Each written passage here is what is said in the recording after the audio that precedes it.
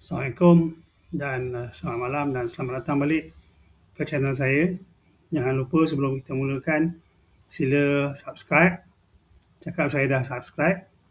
Okey, kita nak bercakap tentang asma dan aktiviti perkumpulan ataupun sukan. Saya masih ingat lagi semasa saya bertugas di Kementerian Kesihatan Malaysia satu ketika dulu, kita setiap hari Sabtu kita akan adakan senam aerobik. Ingat senam aerobik. Saya sekarang ni masih lagi praktis di mana semua orang menjalankan aktiviti senam aerobik. Saya tak tahulah hari Sabtu ke apa memang masih jalankan.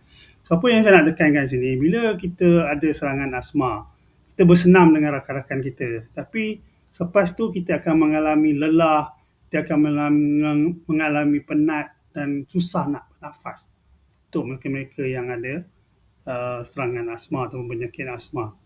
So, saya sarankan pada tuan-tuan dan perempuan bahawa mereka-mereka yang kena attack asma ni, sebab mereka ni sentiasa membawa inhaler bersama mereka bila dapat serangan tersebut. So, saya sarankan silalah ambil omega 3 dan juga vitamin C daripada nutrisi Shaklee untuk membantu untuk mengurangkan inflamasi dan boleh menyokong imun paru-paru anda. Okay, saya dapati bahawa ini sangat membantu mereka semua yang kena serangan asma ni supaya anda boleh menjalankan aktiviti senam aerobik. Sekarang ni dia orang panggil apa, Zumba dan sebagainya. Bagus. Buat aktiviti ni di berkumpulan kan, terutama sekali kalau hari Sabtu, kadang di padang-padang permainan. Tapi kepada mereka yang ada penyakit asma ni, kena berhati-hati. Jangan sampai tahap tuan-tuan dan perempuan terpaksa masuk hospital dan sebagainya. Kan? Itu kena jaga. Sebab pun dah tak boleh nak buat aktiviti riadah ni lagi kan, berkumpulan dan sebagainya. It's one of the good way to improve you punya blood circulation, to improve you punya salur pernafasan dan sebagainya. So, saya sarankan jangan terlampau exert sangat bila nak buat aktiviti tersebut.